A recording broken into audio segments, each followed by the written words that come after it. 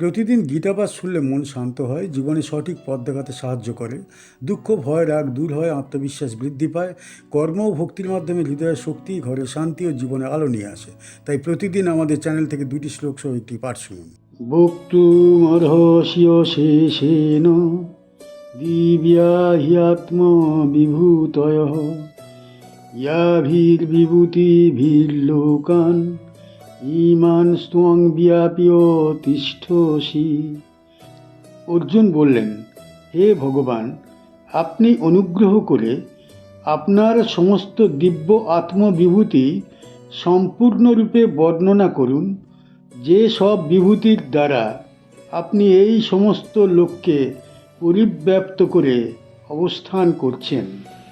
এই অনুবাদে অর্জুনের বিনয় ও আগ্রহ স্পষ্ট হয়ে ওঠে। তিনি আদেশ করছেন না, বরং নম্রভাবে প্রার্থনা করছেন। বক্তুম মানে বলতে, অর্হসি মানে যোগ্য, অশেষেন মানে সম্পূর্ণরূপে, দিব্যা মানে দিব্য, হি মানে নিশ্চয়ই, আত্মবিভূতয় নিজের ঐশ্বরিক প্রকাশ, ইয়াভি মানে যেগুলির দ্বারা, বিভূতিভি মানে ঐশ্বর্যের মাধ্যমে, লোকান মানে লোকসমূহকে, ইমান মানে এই সমস্ত, তম মানে আপনি, ব্যাপীয় মানে পরিব্যাপ্ত করে, তিষ্ঠসি মানে অবস্থান করেন। এই শব্দার্থগুলি ভগবানের সর্বব্যাপী ঐশ্বর্যকে সুস্পষ্ট করে তোলে। এই শ্লোকটি অর্জুনের ভক্তির এক বিশেষ রূপ প্রকাশ করে, জিজ্ঞাসু ভক্তি। অর্জুন ইতিমধ্যেই শ্রীকৃষ্ণকে পরম ব্রহ্ম, পরম ধাম, আদি দেব ও জগতের অধিপতি রূপে স্বীকার করেছেন। তবুও তাঁর অন্তরে তৃষ্ণা নিবৃত্ত হয়নি, কারণ ভক্ত যত বেশি ঈশ্বরকে চেনে, ততই আরও জানার আকাঙ্ক্ষা জন্মায়। বক্তুমর্হসি শব্দে অর্জুন ভগবানের যোগ্যতা ঘোষণা করছেন। তিনি বুঝতে পেরেছেন, এই জগতের কেউই ভগবানের বিভূতি সম্পূর্ণরূপে বর্ণনা করতে সক্ষম নন। একমাত্র ভগবান নিজেই তা প্রকাশ করতে পারেন। তাই তিনি বিনীতভাবে অনুরোধ জানাচ্ছেন। অশেষেন শব্দটি অত্যন্ত তাৎপর্যপূর্ণ। অর্জুন আংশিক বিবরণ চান না, তিনি চান সম্পূর্ণ প্রকাশ। এটি দেখায় যে তাঁর চেতনা এখন সীমাবদ্ধ জ্ঞান থেকে অসীম জ্ঞানের দিকে ধাবিত হয়েছে। তিনি জানেন ভগবানের ঐশ্বর্যের কোনো সীমা নেই, তবুও তিনি যতটা সম্ভব জানতে আগ্রহী। দিব্যাভি আত্মবিভূতয়, এখানে অর্জুন স্বীকার করছেন যে ভগবানের সমস্ত বিভূতি দিব্য অর্থাৎ জাগতিক গুণের ঊর্ধ্বে। এগুলি কেবল অলৌকিক শক্তি নয়, বরং ভগবানের স্বরূপের প্রকাশ। এই উপলব্ধি ভক্তকে বিভূতি ও বিভূতিধারীর পার্থক্য বুঝতে সাহায্য করে। এরপর বলা হয়েছে, ইয়াভির বিভূতিভির্লোকান ইমান তম ব্যাপ্য তিষ্ঠসি, অর্থাৎ ভগবান তাঁর বিভূতির দ্বারা সমস্ত লোককে পরিব্যাপ্ত করে অবস্থান করছেন। এখানে ভগবানের সর্বব্যাপী রূপ প্রকাশ পায়। তিনি কোনো আলাদা নন, আবার সব কিছুর মধ্যেই বিরাজমান। পাহাড়, নদী, সূর্য, চন্দ্র, ঋষি, দেবতা সবই তাঁর ঐশ্বর্যের প্রকাশ মাত্র। এই শ্লোক আমাদের শেখায় যে ঈশ্বরকে জানতে চাওয়া কোনো অহংকার নয়, যদি তা ভক্তি ও বিনয়ের সঙ্গে হয়। অর্জুনের প্রশ্ন কোনো তর্ক নয়, এটি আত্মসমর্পণের পরবর্তী ধাপ। ভক্ত এখন ঈশ্বরের লীলা ঐশ্বর্য শ্রবণ করে নিজের চেতনাকে আরও প্রসারিত করতে চান। এই প্রশ্নের ফলেই ভগবান পরবর্তী শ্লোকগুলিতে নিজের বিভূতি যোগ প্রকাশ করবেন। অর্থাৎ এই শ্লোকটি গীতার বিভূতি যোগ অধ্যায়ের দ্বার উন্মোচন করে। ভক্তির দৃষ্টিতে এটি এক অত্যন্ত গুরুত্বপূর্ণ মুহূর্ত। এই শ্লোকটি বলা হয়েছে সেই সময়ে যখন অর্জুনের সমস্ত সংশয় দূর হয়েছে এবং তাঁর হৃদয়ে গভীর ভক্তি প্রতিষ্ঠিত হয়েছে। এখন তাঁর আকাঙ্ক্ষা একটাই, ভগবানের ঐশ্বর্য ও মহিমা শ্রবণ করে সেই স্মরণে নিজেকে স্থিত করা। এই প্রসঙ্গে এই শ্লোক ভক্তকে শিক্ষা দেয়, ঈশ্বর সম্পর্কে শ্রবণ করা নিজেই এক সাধনা। ভগবানের বিভূতির কথা স্মরণ করলে মন সংসারমুখী না হয়ে ঈশ্বরমুখী হয়। অর্জুনের এই অনুরোধ প্রতিটি ভক্তের অন্তরের আকাঙ্ক্ষার প্রতিফলন। কি শিখতে পারি এই শ্লোক থেকে? এই শ্লোক থেকে আমরা বোঝার সুযোগ পাই যে ঈশ্বর কেবল সীমিত বা স্থান নির্দিষ্ট নয়, বরং সমস্ত বিশ্ব জগৎ জুড়ে তিনি সর্বশ্রেষ্ঠভাবে বিরাজমান। শ্রীকৃষ্ণ এখানে অর্জুনকে বলছেন যে তিনি যা যা দিব্য বিভূতি বা মহিমা প্রদর্শন করেছেন তা এত বিস্তৃত যে সমস্ত জগৎ, সমস্ত জীব, সমস্ত প্রকৃতি সব কিছুকে তিনি আচ্ছাদন করেছেন। তিনি স্থান, সময়, শক্তি, প্রভাব সব কিছুর মধ্যেই সর্বব্যাপী। অর্থাৎ আমরা যাকে শক্তি, মহিমা বা প্রভাব মনে করি, তিনি তার সব কিছুর ঊর্ধ্বে এবং সব কিছুর মূল উৎস একমাত্র ঈশ্বর। এই শ্লোক আমাদের শেখায় যে আমাদের উচিত ঈশ্বরের মহিমা ও বিস্তৃততা বোঝার চেষ্টা করা এবং তা অনুধাবন করা। শুধু শোনার বা দেখার মধ্যেই সীমাবদ্ধ না থেকে আমাদের মন, বোধ এবং অন্তরের চেতনার মাধ্যমে ঈশ্বরের এই বিস্তৃত উপস্থিতিকে উপলব্ধি করা উচিত। যখন আমরা বুঝি যে সমস্ত প্রাণী, বস্তু, শক্তি এবং প্রাকৃতিক নিয়ম সব কিছুর মধ্যে ঈশ্বর বিরাজমান, তখন আমাদের অন্তর ধৈর্যশীল, বিনয়ী এবং স্থিতপ্রজ্ঞ হয়। সংক্ষেপে বলা যায়, এই শ্লোক আমাদের মনে করায় যে ঈশ্বরের মহিমা ও বিভূতি এত বিস্তৃত যে তা সমস্ত জগৎকে আচ্ছাদিত করেছে। সমস্ত প্রাণী, সমস্ত প্রকৃতি, সমস্ত শক্তি সব তাঁর উপস্থিতির অংশ। এই উপলব্ধি আমাদের অন্তরকে স্থির, ভয়হীন এবং ঈশ্বর স্মৃতিপূর্ণ করে তোলে। যখন জীবনকে এই সত্য অনুযায়ী পরিচালনা করি, তখন আমরা স্থায়ী শান্তি, সমৃদ্ধি এবং আধ্যাত্মিক উন্নতি অর্জন করি।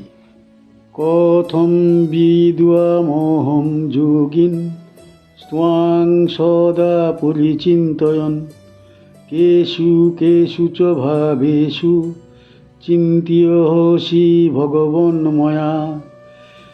অর্জুন বললেন, হে ভগবান, আমি কিভাবে আপনাকে সর্বদা স্মরণ করে আপনাকে জানতে পারি? কোন কোন ভাবের মধ্যে আপনাকে চিন্তা করা উচিত?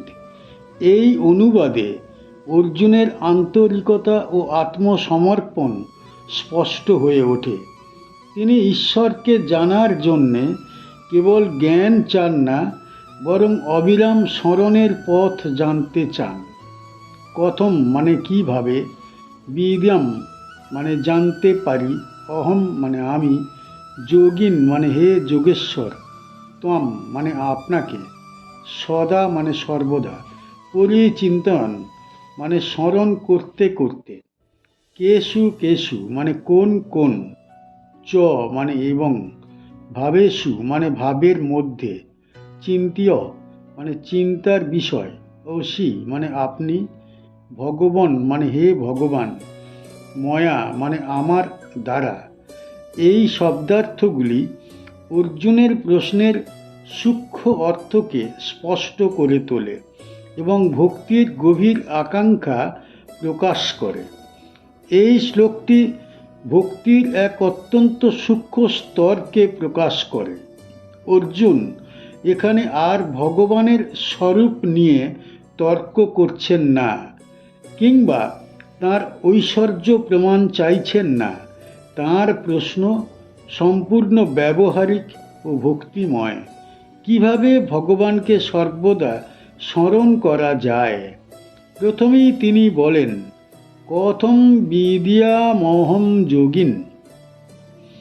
এখানে যোগিন সম্বোধনের মাধ্যমে অর্জুন স্বীকার করছেন যে শ্রীকৃষ্ণ সকল যোগের অধীশ্বর, অর্থাৎ ভগবানই সেই সত্তা যিনি জীবকে নিজের সঙ্গে যুক্ত করেন।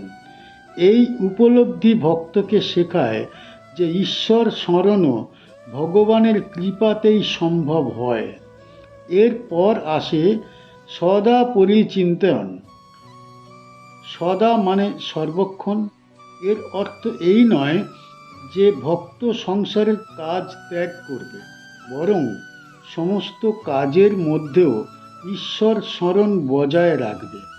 ভক্ত যখন হাঁটে, বসে, কথা বলে বা কর্ম করে, সব কিছুর মধ্যেই ভগবানের স্মরণ রাখলে তবেই এই সদা পরিচিন্তন সম্ভব হয়। এরপর অর্জুন প্রশ্ন করেন, কেষু কেষু চ ভাবেষু চিন্তীয় হোসি, অর্থাৎ কোন কোন ভাবের মধ্যে ভগবানকে স্মরণ করা উচিত।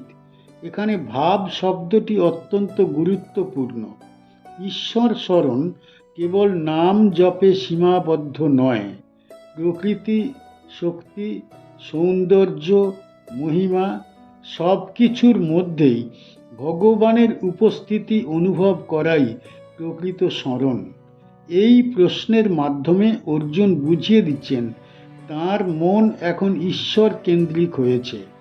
তিনি জানতে চান এই জগতের কোন কোন রূপ, গুণ ও শক্তির মধ্যে ভগবানকে চিন্তা করলে মন সহজে ঈশ্বরমুখী হয়।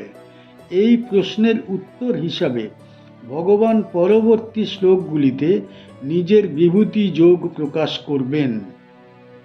এই শ্লোক আমাদের শেখায় যে ঈশ্বর স্মরণ কোনো বিচ্ছিন্ন সাধনা নয়, এটি জীবনের সঙ্গে যুক্ত। যখন ভক্ত প্রতিটি শ্রেষ্ঠ, পবিত্র ও মহৎ বস্তুর মধ্যে ভগবানকে স্মরণ করেন, তখন মন সহজেই ঈশ্বরের সঙ্গে যুক্ত থাকে। এই শ্লোকটি বলা হয়েছে সেই সময়ে যখন অর্জুন সম্পূর্ণভাবে ভগবানের স্মরণ নিয়েছেন। তার আর কোনো সংশয় নেই। এখন তার একমাত্র আকাঙ্ক্ষা ভগবানের স্মরণে স্থিত থাকা এবং সেই স্মরণের মাধ্যমে জীবনকে পরিশুদ্ধ করা। এই প্রসঙ্গে এই শ্লোক ভক্তের জন্য এক অমূল্য শিক্ষা দেয়। ঈশ্বরকে জানার চূড়ান্ত পথ হল ঈশ্বরকে স্মরণ করা, আর সেই স্মরণ তখনই স্থায়ী হয় যখন ভক্ত জানেন কোন কোন ভাব ও রূপের মাধ্যমে ঈশ্বরকে সর্বদা হৃদয়ে ধারণ করা যায়। অর্জুনের এই প্রশ্ন তাই প্রতিটি সাধকের অন্তরের প্রশ্ন। কি শিখতে পারি এই শ্লোক থেকে? এই শ্লোক থেকে আমরা উপলব্ধি করতে পারি যে ঈশ্বরের মহিমা, শক্তি এবং লীলার বিস্তৃতি এত বিশাল যে মানুষ সব কিছুকে একসঙ্গে ধারণ করতে পারে না। শ্রীকৃষ্ণ এখানে অর্জুনকে বোঝাচ্ছেন তিনি এই সমস্ত যোগ, বিভূতি এবং মহিমার মধ্যে সর্বাধিক, কিন্তু মানুষ প্রায়শই জানার এবং উপলব্ধি করার সীমাবদ্ধতায় পড়ে যায়। তিনি প্রশ্ন করছেন, আমি কোন কোনভাবে এবং কোন কোন দিক থেকে চিন্তা করব? অর্থাৎ ঈশ্বরের মহিমা এত বিস্তৃত যে সমস্ত অবস্থান, সমস্ত ভাবনা এবং সমস্ত শক্তিকে একসাথে বোঝা মানুষের পক্ষে সহজ নয়। এই শ্লোক আমাদের শেখায় যে ঈশ্বরের জ্ঞান এবং লীলার বিস্তৃতি সীমাহীন। মানুষের বোধ এবং জ্ঞান সীমিত, তাই ঈশ্বরের প্রতিটি অবস্থা, প্রতিটি ভাব এবং প্রকৃতির প্রতিটি শক্তি একসাথে উপলব্ধি করা সম্ভব নয়। এই উপলব্ধি আমাদের বিনয়ী করে, কারণ আমরা বুঝতে পারি আমাদের জ্ঞান ঈশ্বরের মহিমার তুলনায় ক্ষুদ্র। ঈশ্বরের মহিমা বোঝার চেষ্টা করে আমরা তাঁর প্রতি ভক্তি, শ্রদ্ধা এবং সমর্পণ অনুভব করি। সংক্ষেপে এই শ্লোক আমাদের মনে করায় যে ঈশ্বরের যোগ, বিভূতি এবং মহিমা এত বিস্তৃত যে তা একসাথে বোঝা মানুষের পক্ষে সম্ভব নয়।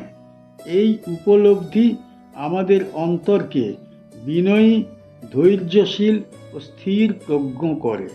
যখন আমরা ঈশ্বরের এই অসীম মহিমা অনুধাবন করি, তখন আমাদের জীবনে স্থায়ী শান্তি, ভয়হীনতা এবং আধ্যাত্মিক তৃপ্তি প্রবাহিত হয়। আমাদের চ্যানেলের গীতা পাঠ কেমন হয়েছে, ব্যাখ্যা কেমন হয়েছে, আপনার কেমন লেগেছে কমেন্ট বক্সে অবশ্যই জানাবেন, এবং প্রতিনিয়ত গীতা পাঠ শোনার জন্য চ্যানেলটা অবশ্যই সাবস্ক্রাইব করে রাখুন। দেখা হচ্ছে পরের